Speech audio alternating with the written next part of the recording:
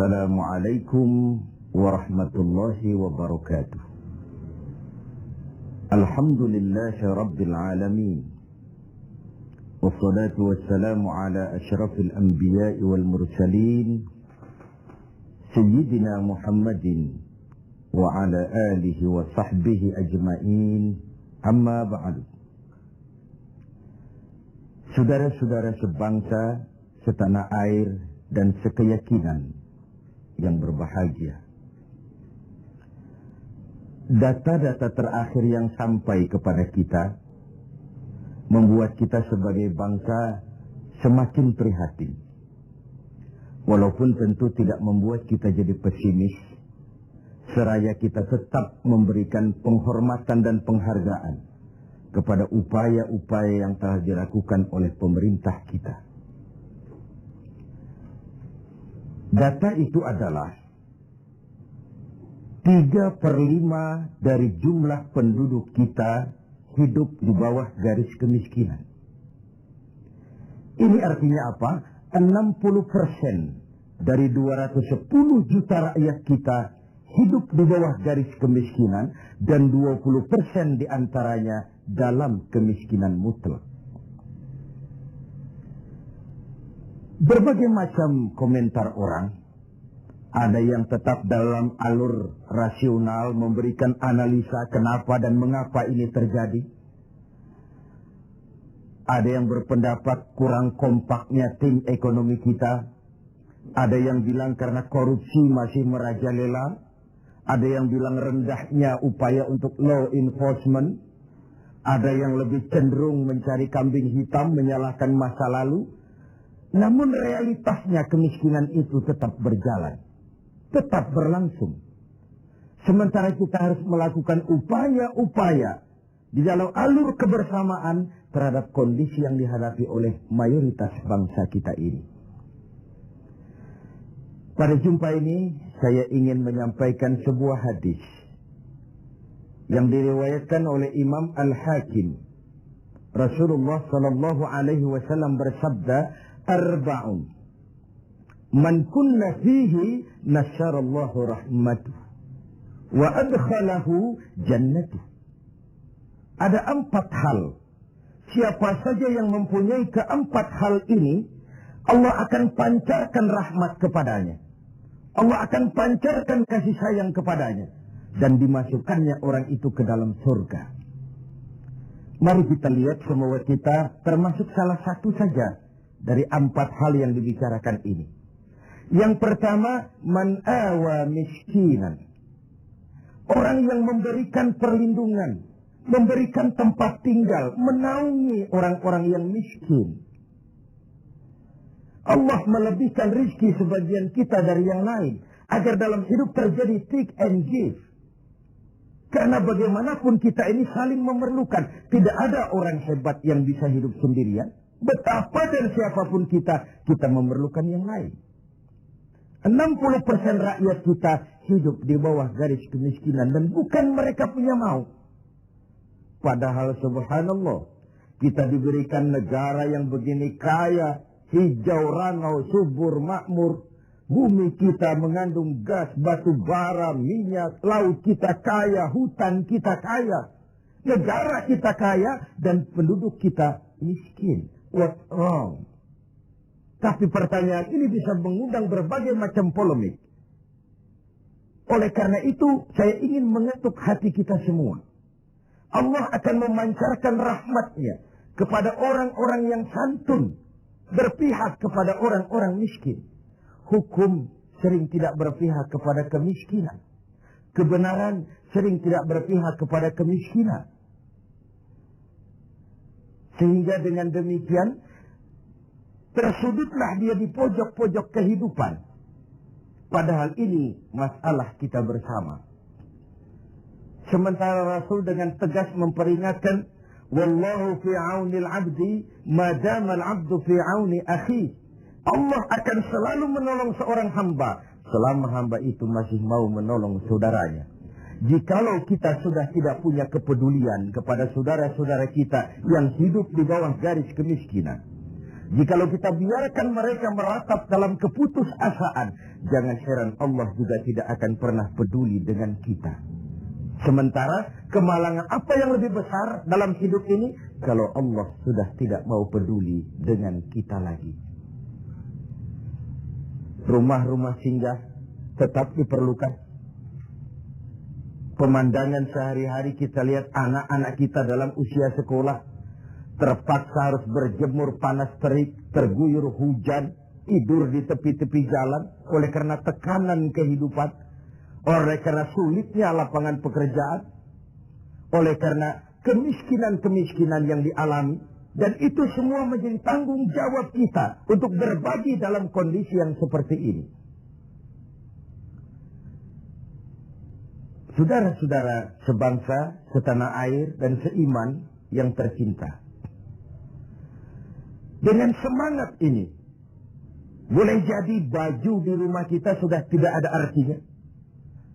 Tetapi ketika kita berikan kepada mereka, akan jadi besar artinya buat mereka.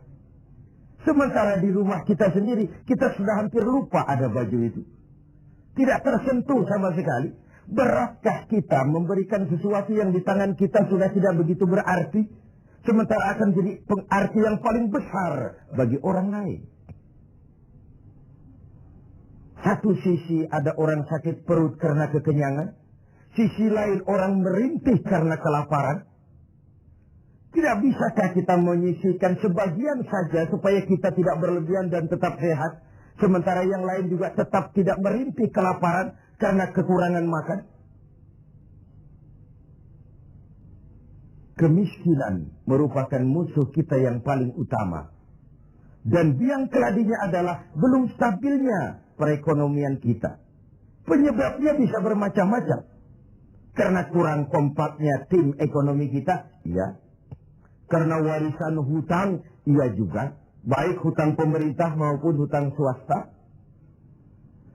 Karena orang-orang para pemimpin kita belum mampu melakukan terobosan-terobosan ekonomi yang menggembirakan, iya juga. Tapi rakyat kita sesungguhnya, kita lihat. Di lintasan pintu kereta, itu kadang-kadang penjaga pintu juga, kereta masih di mana-mana, pintu sudah ditutup. Panjang sekali antrian itu. Terbes sopir-sopir keringetan. Setengah jam nunggu kereta mau lewat. Ketika lewat keretanya memang 11 gerbong. Panjang sekali. Si sopir truk, si sopir bus, si kenek yang kekeringatan itu. Pantas saja lama kita menunggu sampai keringetan. Keretanya yang lewat panjang betul. Ada kepuasan batin. Sebaliknya bayangkan. Sudah setengah jam nunggu, keringetan, kepanasan, haus, mencekik leher. Antrian mobil panjang di lintasan pintu kereta. Begitu lewat, yang lewat ini cuma lokomotif. Yumpah-yumpah kenek-kenek ke sopir sialan. Dikira apa setengah jam kita nunggu, cuma begitu yang mau lewat. Ini artinya apa? Secara psikologis, rakyat kita ini mau menunggu. Rakyat kita ini mau berkorban.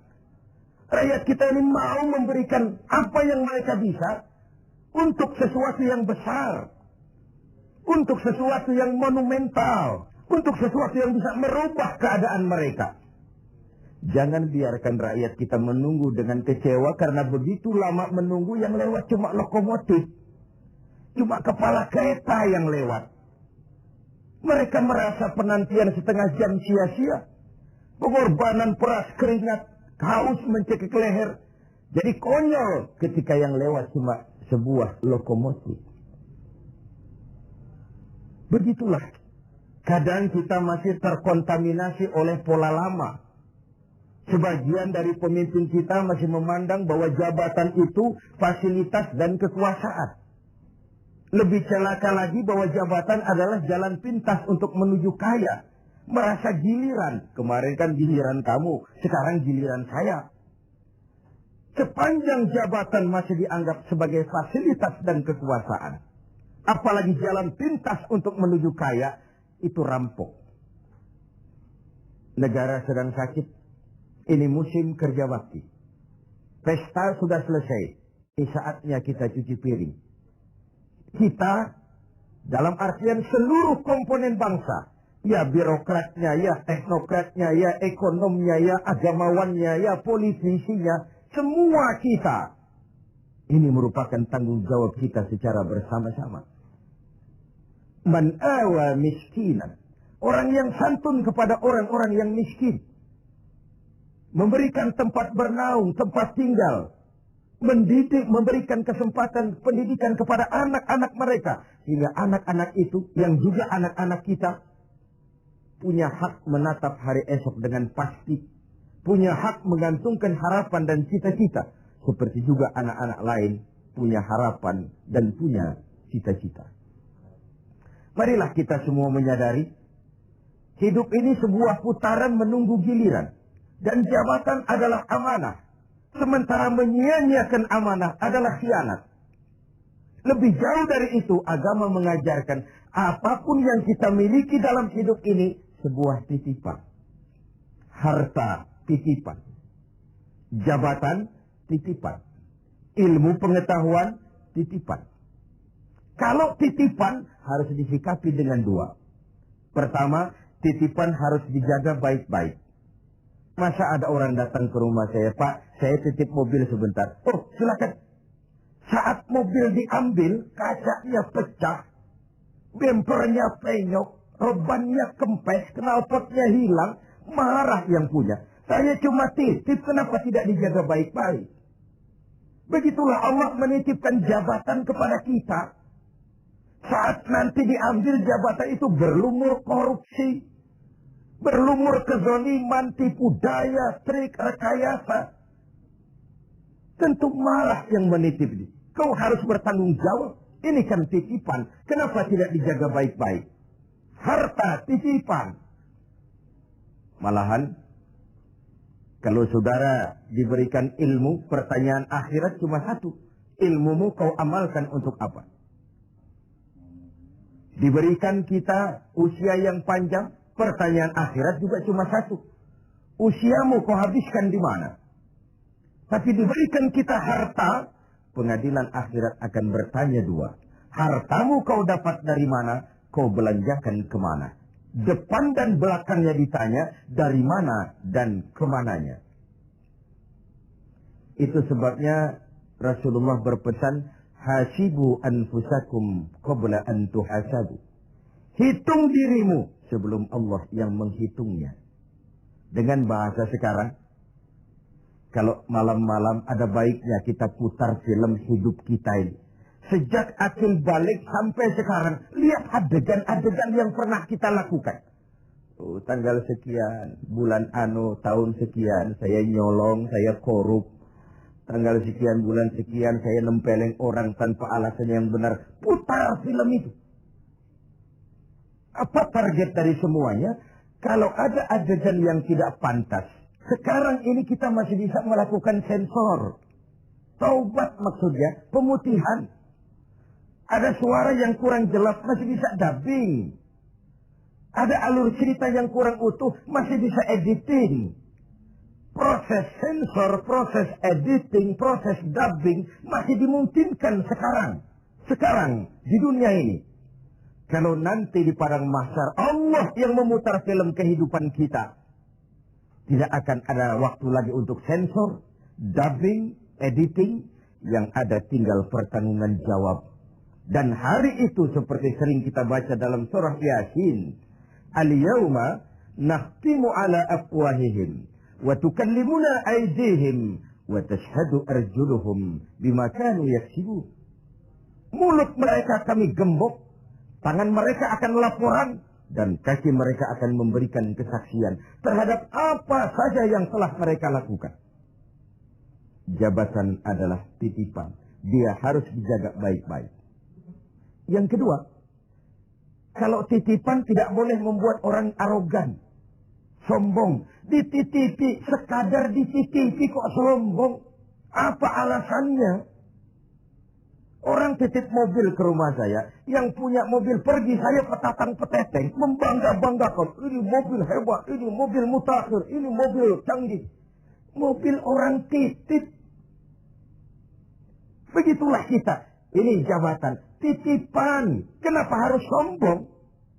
Ini harta, titipan. Kenapa mesti sombong? Ini ilmu pengetahuan, titipan. Kenapa harus sombong? Titipan tidak perlu membuat kita jadi arogan. Bahkan kalau dia jabatan itu top. Kata orang Belanda, legend is louden. Memimpin adalah jalan menderita. Pemimpin adalah orang yang kesepian. Di dunia diikat dengan berbagai macam aturan. Di akhirat akan dibuka perkaranya yang besar-besar. Kesepian karena pada dasarnya pemimpin mengorbankan privasinya. Bahkan keluarganya. Seorang presiden, seorang wakil presiden tidak punya anak, tidak punya ibu, tidak punya bapak, tidak punya paman. Yang punya paman itu pribadinya. Kalau presiden punya anak, lalu anak-anaknya jadi warga negara kelas 1, ikut-ikut ngurus negara, kan ini penyakit kita. Biarkan pemimpin sebagai pemimpin. Karena memimpin adalah jalan menderita. Dan pemimpin pada umumnya orang-orang yang kesepian. Ini musim kerja bakti. Hanya dengan semangat kebersamaan, ke atas saya mengingatkan, ke bawah saya mengimbau. Mari kita berbagi rasa dengan saudara-saudara kita yang hidup di bawah garis kemiskinan. Karena bukan saja ini tanggung jawab nasional, tapi juga tanggung jawab keagamaan. Seorang muslim baru sempurna imannya jikalau dia merasakan apa yang dirasakan oleh tetangga sebelahnya.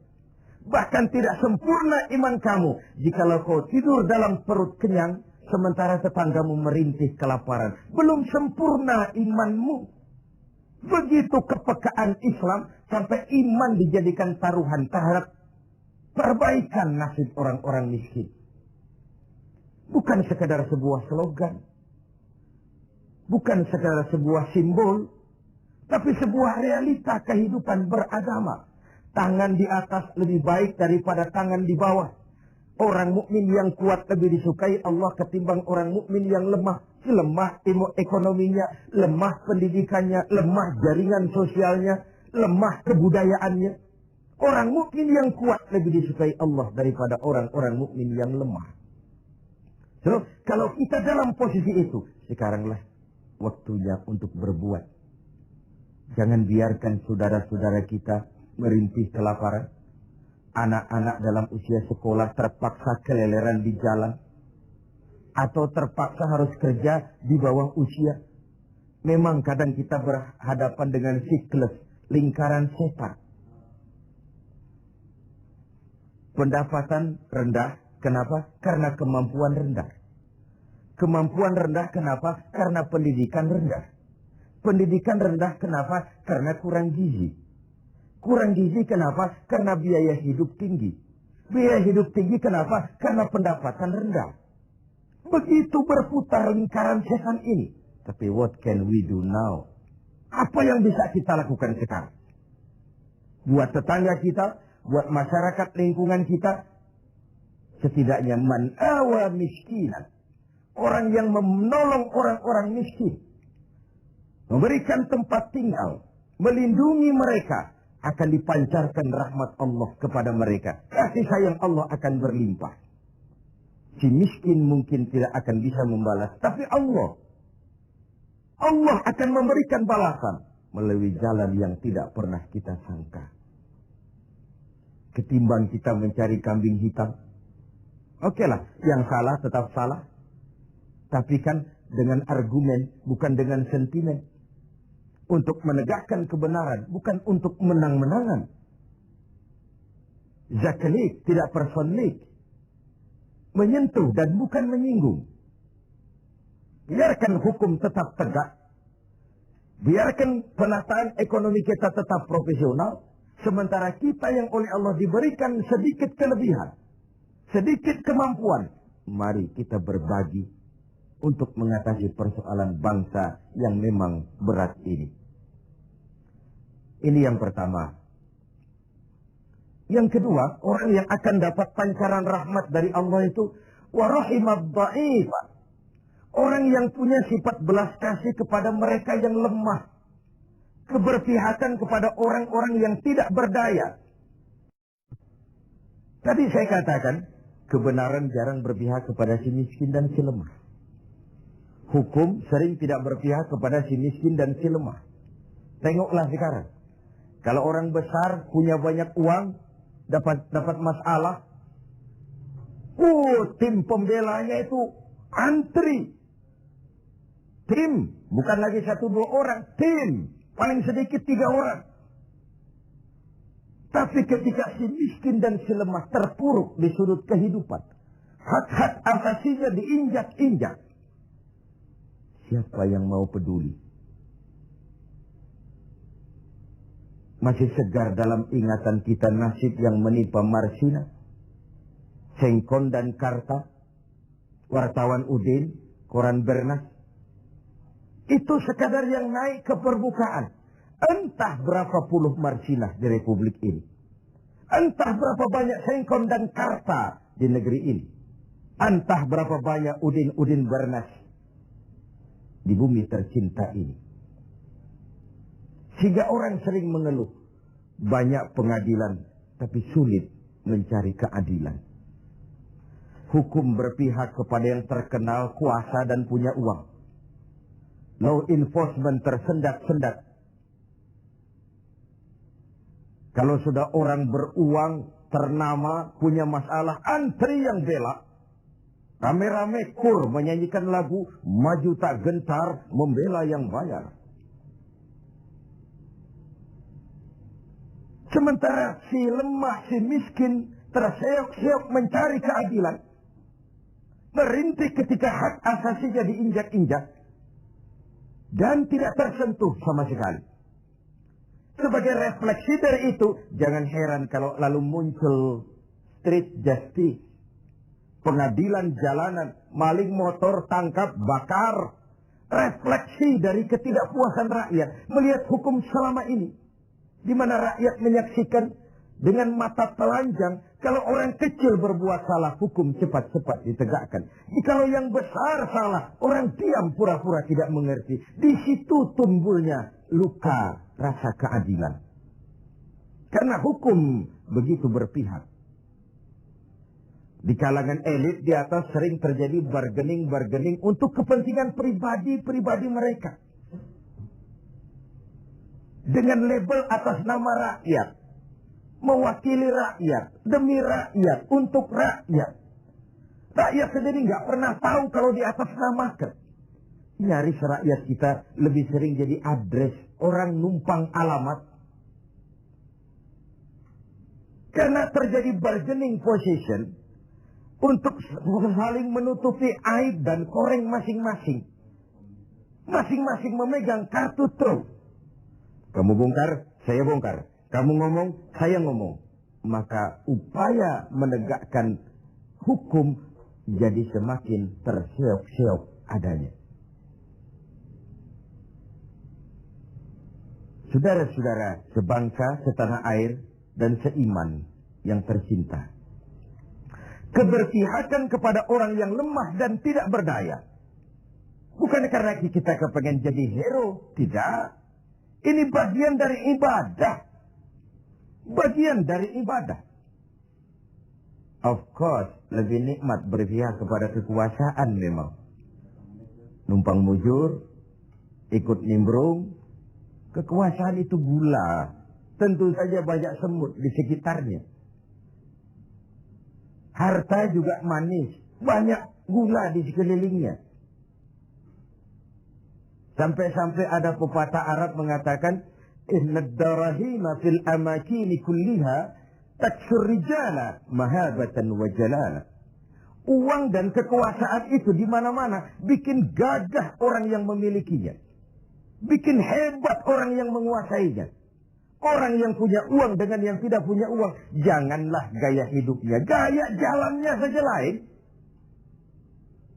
Yang kecil-kecilan sajalah. Teman-teman kita yang kerja di bangunan itu, buruh bangunan itu. Kemis sama Sabtu sore, lain jalannya. Sabtu sore itu jalannya gagah. Kenapa? Habis gajian. Tapi kalau Selasa, Kemis, lesu, lelah, letih. Gaya jalannya saja lain. Dan agak nyinyir memang, tapi realitas. Wahia silahun liman arada qitalan. Wahia lisanun liman arada fasahatan. Uang dan kekuasaan adalah senjata yang paling ampuh bagi orang yang mau bertempur. Nuklir bahkan sekalipun bisa nggak bunyi kalau disumpal dengan uang. Apalagi meriam, tank, pistol, semua tidak bunyi kalau disumpal dengan uang. Dia adalah senjata yang paling ampuh bagi orang yang mau maju ke medan perang. Dan lisanun liman arada fasahatan. Lidah yang paling fasih bagi orang yang mau bicara. Bicara dengan menggunakan retorika muter-muter menghanyutkan orang. Masih buntu. Coba uang yang bicara. Lewat semua. Ya secara guyonan. Anak-anak sering bilang. Ada fulus, mulus. Tidak ada fulus, manfus. Pepatah Arab Indonesia. Ada fulus, mulus. Tidak ada fulus, manfus. Apakah harus seperti itu budaya kita? Mau dapat jabatan, setelah pendidikan harus bersaing. Lalu dalam persaingan ini, mana yang paling bisa memberikan semur, dekat sama semar, semir, semur. Logikanya apa? Kalau orang meraih jabatan karena banyak mengeluarkan uang dan berani, tentu dia sudah berhitung. Aha, 3 bulan pun pulang modal ini. Aha, paling sebentar selesai nih, pulang balik modal lah. Sudah ada hitung-hitungan matematikanya. Kalau ini yang terjadi, orang naik meroleh jabatan karena banyak mengeluarkan uang, maka hal pertama yang dia lakukan setelah menjabat ialah bagaimana pulang modal. Setelah pulang modal, bagaimana cari untung. Pengabdian nomor 19. Rakyat nomor 26. Saya pakai modal besar kok ini. Dipandangnya lah jabatan sebagai jalan pintas untuk menuju kaya. Benar kalau Rasulullah mengajarkan jangan berikan jabatan kepada orang yang memintanya. Memintanya pun jangan, apalagi sampai nyogok-nyogok, kasih semir, kasih uang. Karena orang yang meminta mesti punya motivasi, sedangkan jabatan adalah amanah. Menyia-nyiakan amanah merupakan dosa yang amat besar. Saudara-saudara seiman dan sekeyakinan yang berbahagia. Setiap kita pemimpin. Setiap pemimpin akan dimintakan pertanggungjawab terhadap apa saja yang dipimpinnya. Suami pemimpin di rumah tangganya. Ibu pemimpin bagi anak-anaknya. Pemuda pemimpin bagi dirinya. Pak Lurah pemimpin di kelurahannya. Setiap kita pemimpin dan setiap kita akan dimintakan pertanggungjawab terhadap apa saja yang kita pimpin. Sungguh pun itu kecil kita sembunyikan dari pandangan orang banyak. Namun Qadra Rabbul Jalil Maha mengetahui. Inilah etika otonom. Merasakan kehadiran Allah dekat dalam hidup. Ada sebuah karikatur. Seorang kiai punya murid santri 40 orang. Dari 40 orang ini ada 1 orang yang mendapat perhatian agak istimewa dari kiainya. Santri-santri yang lain protes. Kiai, kami ini semua kan santrinya kiai. Kami ngaji sama kiai. Kenapa yang 1 itu perhatiannya dilebihkan dari kami? Apa kekurangan kami?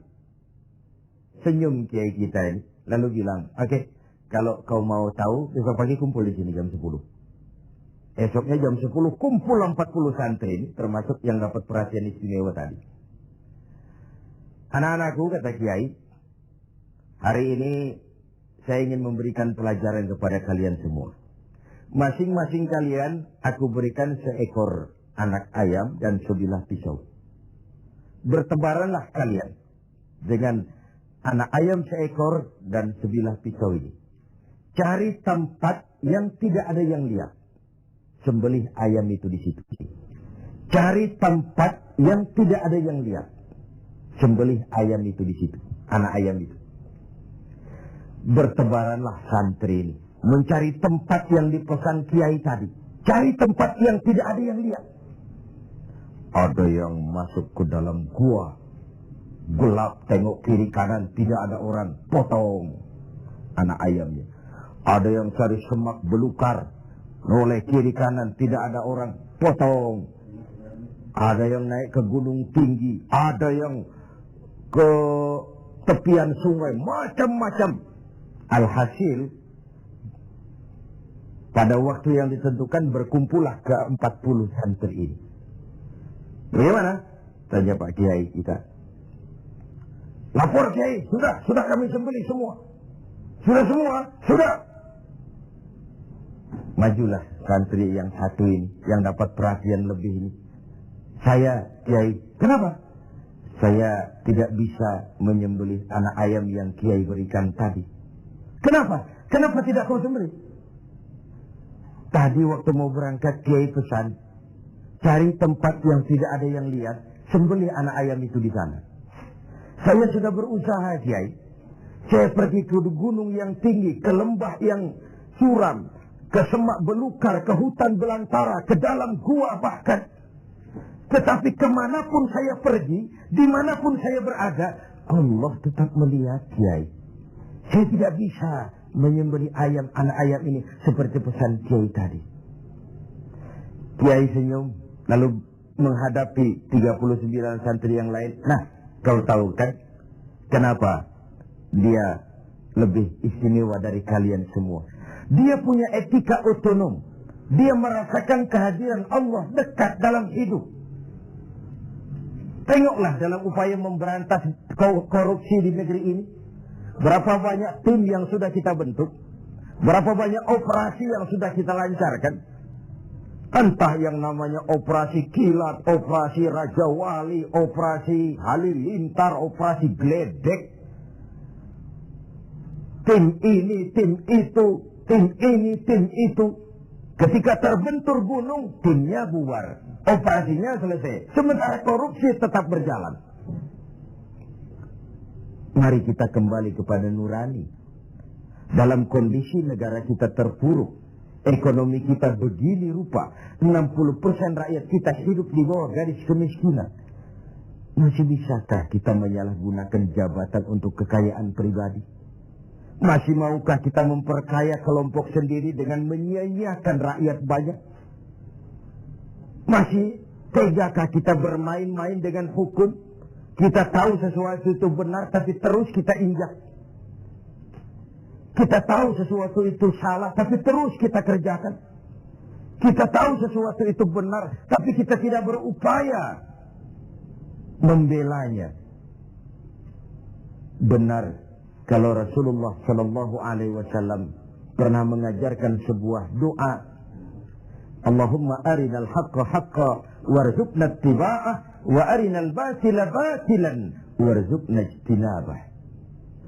Ya Allah, tunjukkan kepada kami bahwa yang benar itu adalah benar. Berikan kami kemampuan, kekuatan, kemauan untuk membela, mengikuti yang benar itu. Tunjukkan juga kepada kami bahwa yang salah itu salah. Berikan kami kekuatan, keberanian, kemampuan, kemauan untuk menjauhi yang salah itu. Ini artinya apa? Banyak orang tahu sesuatu itu benar, tapi dia tidak berdaya mengatakan itu benar. Dia tidak punya kekuatan untuk membela yang benar. Dia tidak punya kemauan untuk menyampaikan yang benar. Sebagaimana banyak juga orang tahu sesuatu itu salah, batil, zalim, tidak benar, inkonstitusional. Tapi dia tidak punya daya, kekuatan dan kemampuan untuk menghindari yang tidak benar itu. Yang terjadi kemudian di masyarakat adalah kerancuan. Bisa saja terjadi yang benar dianggap batil, yang batil menjadi hak.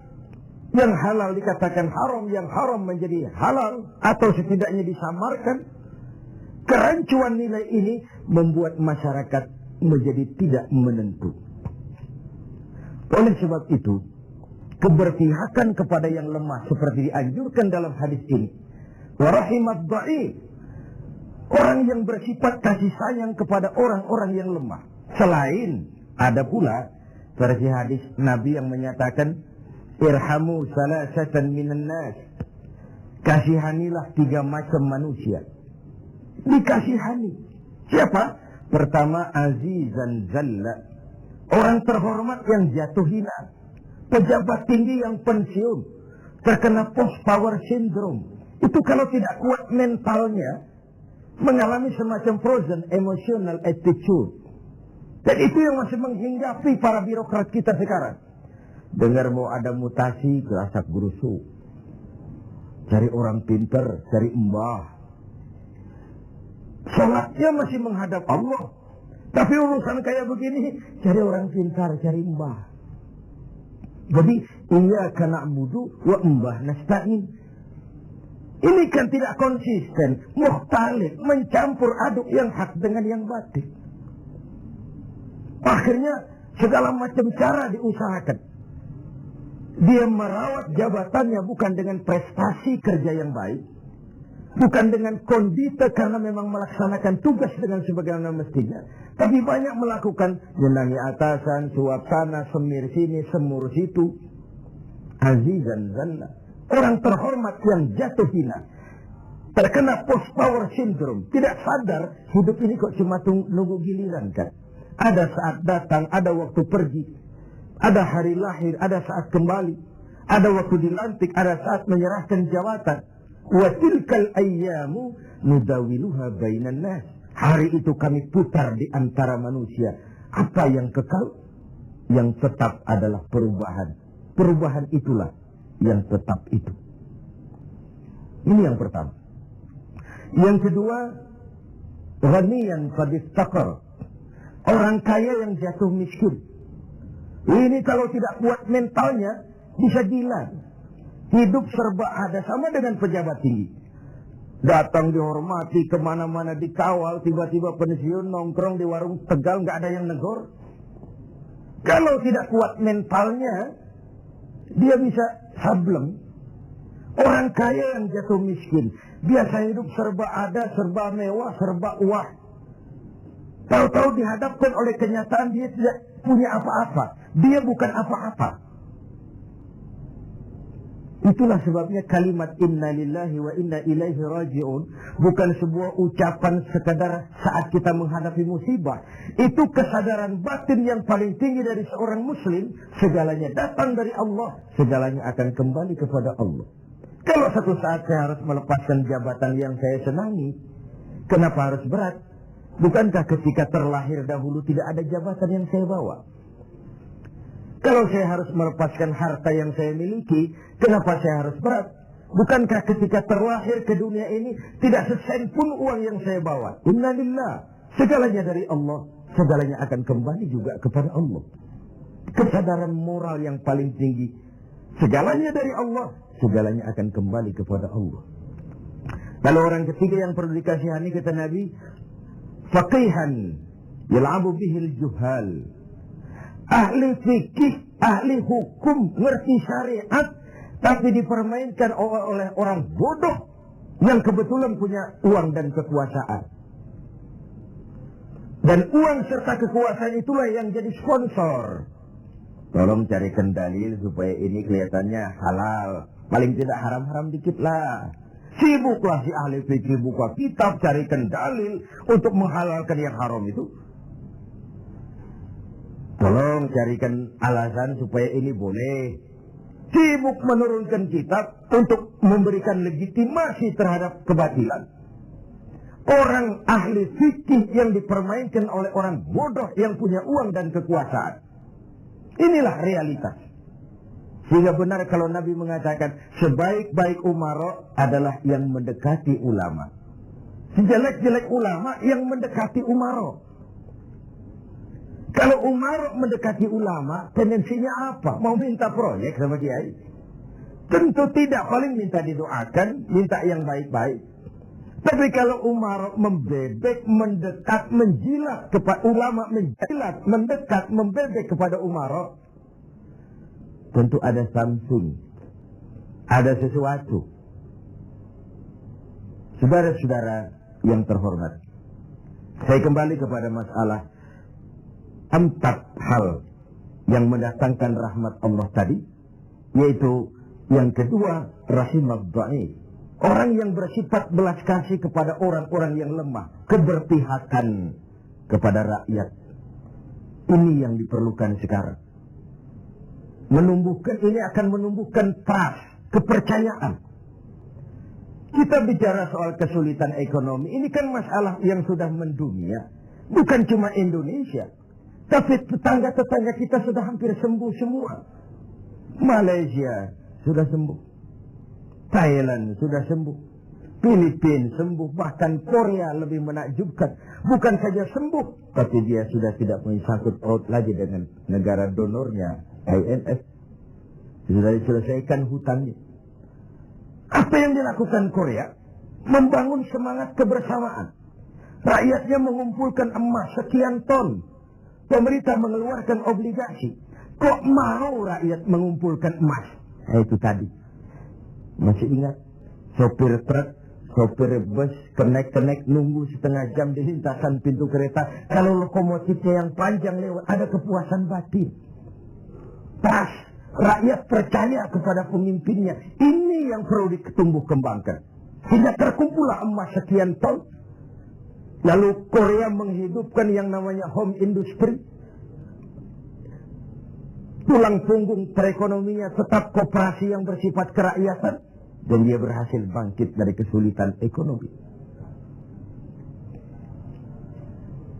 Rasa kepercayaan itu penting. Karena rakyat merasa pemimpinnya adalah bagian dari mereka. Ini yang Rasulullah saja dituntun oleh Al-Quran. Qul innama ana basyarum mislukum. Katakan kepada mereka Muhammad, aku manusia seperti kau. Seperti kalian semua. Apa artinya ini? Jangan menempatkan dirimu di atas yang lain.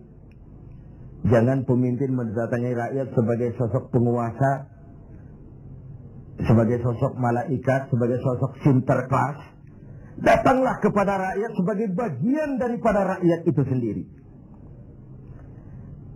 Saya tertarik dengan ungkapan Presiden Republik Rakyat Cina pada saat dilantik. Apa katanya? Berikan kepada saya 100 peti mati.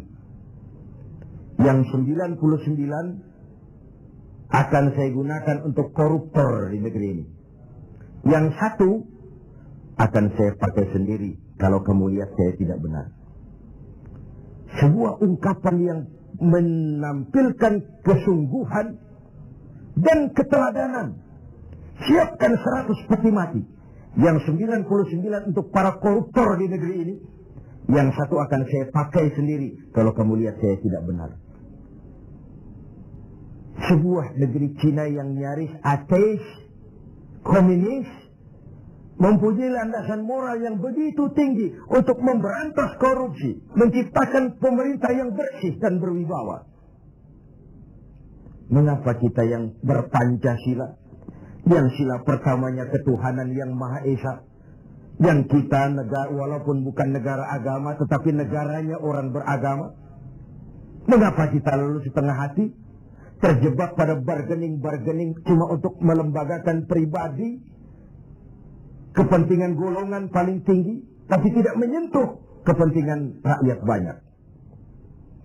Satu hal yang patut kita renungkan. Saudara, kita teruskan kepada hal ketiga. Yang mendatangkan rahmat dari Allah itu apa? Wa rafiqa bil mamluk. Orang yang bersikap lemah lembut terhadap mamluk, hamba sahaya, mustad'afin, orang-orang yang tidak berdaya. Pembantu-pembantu di rumah kita sering kita anggap sebagai pembantu. Kita ora pati ngowong ke wong. Tidak memandang orang itu sebagai orang. Bukan sebagai anggota keluarga, tapi pure pembantu. Padahal dicucinya pakaian kita, dimasaknya makanan kita, dijaganya keamanan di rumah kita, di lapnya lantai rumah kita. Tidak dia mengeluh walau gaji kecil, hidup lebih banyak kurangnya daripada cukupnya. Yang dimaui dari hadis ini adalah keberpihakan kepada mustad'afin, golongan yang lemah, golongan yang tidak berdaya. Kita bisa bayangkan, hanya 2% saja dari jumlah penduduk Indonesia yang hidup dalam gaya yang begitu luar biasa, menikmati segala macam fasilitas. 98%-nya bergantung kepada yang 2% ini. Mereka yang owner, mereka yang menguasai uang, mereka yang terjebak dalam kredit yang triliunan. Bayangkan saja, ketika aset kita diberitakan 600 miliar di PPPN, tapi kemudian real cost yang sesungguhnya cuma 160 miliar. Terjadi 340 miliar yang di-markup sedemikian rupa. Begitu mudah orang mendapat fasilitas dengan semangat nasionalisme yang hampir tidak ada sama sekali. Ketika terjadi gonjang-ganjing di negeri ini, dengan berobatlah mereka berangkat ke luar negeri dengan segala macam lah. Lalu, what can we do? Apa yang bisa kita lakukan dalam kondisi seperti ini? Diperlukan tekad dan keteladanan. Tekad dari kita semua.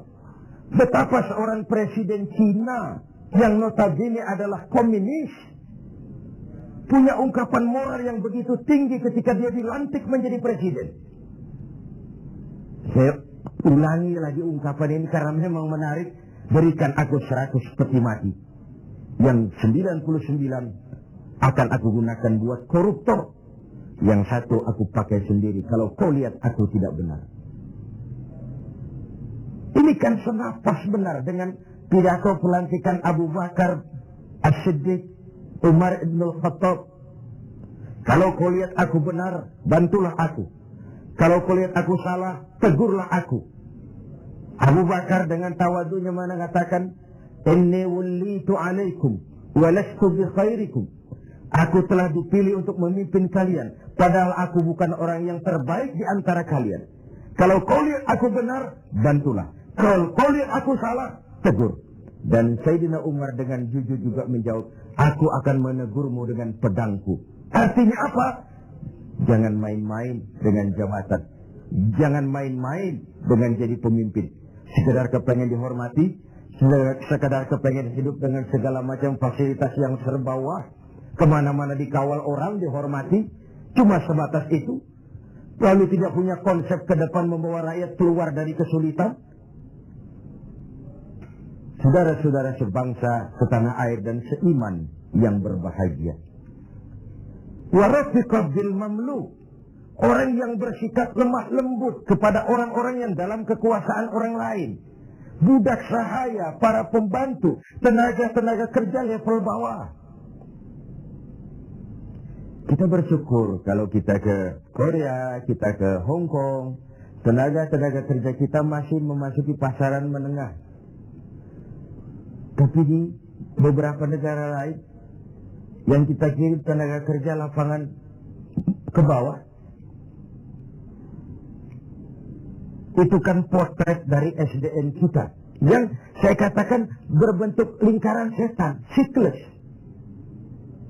Bagaimana kita berharap mendapat pendapatan yang tinggi kalau prestasi kerja kita rendah? Bagaimana prestasi kerja mau tinggi kalau dasar pendidikannya rendah? Bagaimana pendidikan mau tinggi kalau gizi menu yang dimakan juga kalorinya rendah? Bagaimana mau mendapat menu kalori dan gizi yang tinggi kalau daya beli lemah? Bagaimana daya beli mau kuat kalau pendapatan juga rendah? Berputar di sekitar itu.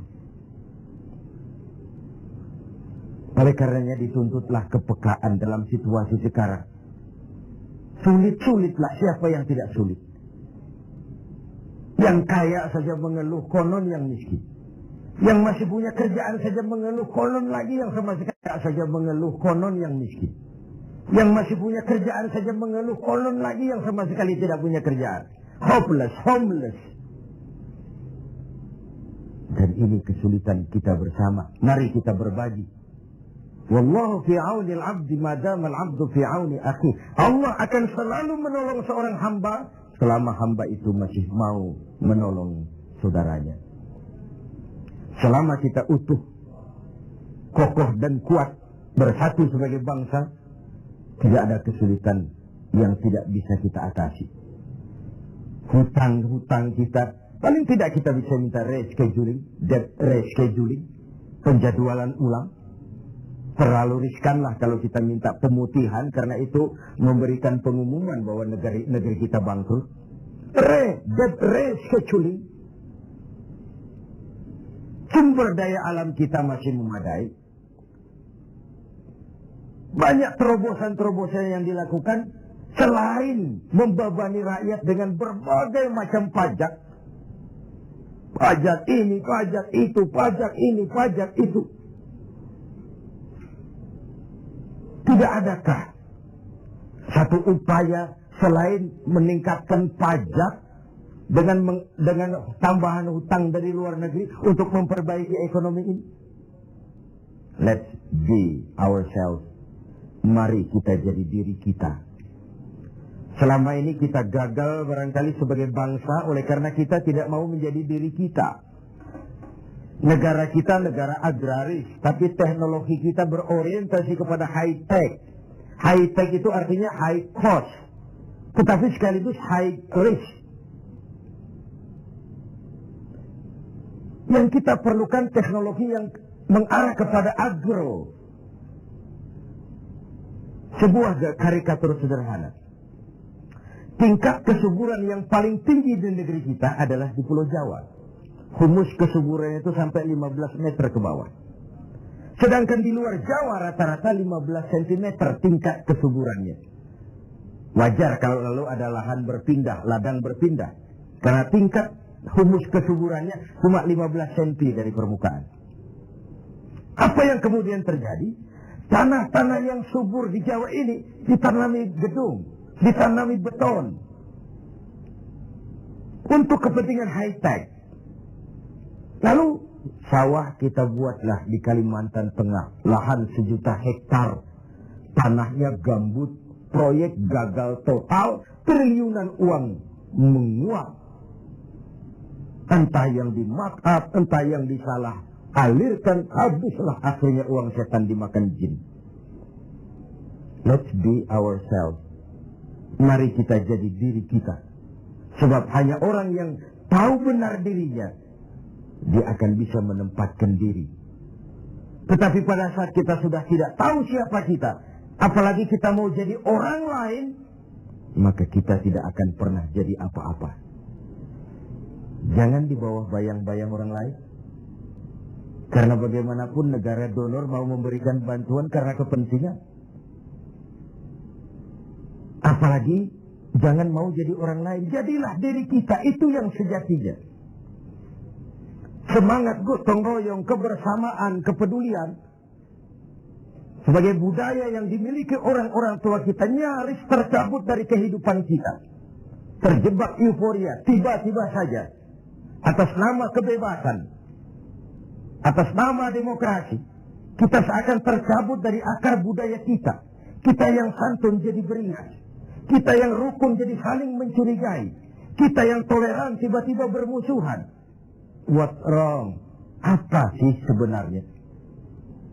Siapa melawan siapa? Siapa nyurigai siapa? Siapa membunuh siapa? Kita anak-anak bangsa satu tubuh yang lahir dari rahim Ibu Pertiwi. Pada layaknya menghadapi kesulitan-kesulitan seperti ini, kita bahu-membahu. Saya ingat almarhum Panglima Besar Sudirman punya ungkapan, tidak ada kemenangan kalau tidak ada kekuatan. Tidak ada kekuatan kalau tidak ada persatuan dan kesatuan. Tidak mungkin terwujud persatuan dan kesatuan tanpa semangat silaturahmi. Mau menang kita keluar dari kesulitan besar ini, harus kuat. Mau kuat kita, harus bersatu. Mau bersatu kita, hidupkan budaya silaturahmi. Islah, kata orang sekarang. Rekonsiliasi, bahasa kerennya. Tidak hanya pada saat memang ada benih-benih disintegrasi, tapi dalam kondisi yang normal. Silaturahmi dilakukan dalam posisi kita sebagai bagian dari rakyat kita. Rakyat memilih pemimpinnya bukan cuma untuk membuka, meresmikan, berkunjung, meresmikan, membuka, meresmikan, berkunjung. Rakyat memberikan amanah kepada kita untuk mengubah keadaan ini, membawa mereka ke arah kehidupan yang lebih pasti dan lebih baik. Saudara-saudara seiman, hal keempat, terakhir, yang mendatangkan rahmat dari Allah adalah wa anfaqa 'alal walidain. Orang yang membelanjakan hartanya untuk kedua orang tuanya. Pada skala yang makro, bagaimana generasi muda menghormati generasi tuanya. Satu hal yang pasti, orang-orang tua kita pernah muda, dan kita belum pernah tua. Artinya apa? Paling tidak kita bisa menimba pengalaman. Hidup adalah mata rantai yang berkaitan. Sebuah sukses besar mestilah berangkat dari hal-hal sebelumnya. Listrik yang ditemukan Thomas Alva Edison, mungkin tidak secanggih listrik sekarang. Tapi kapanpun orang bicara listrik, Thomas Edison juga yang kita ingat.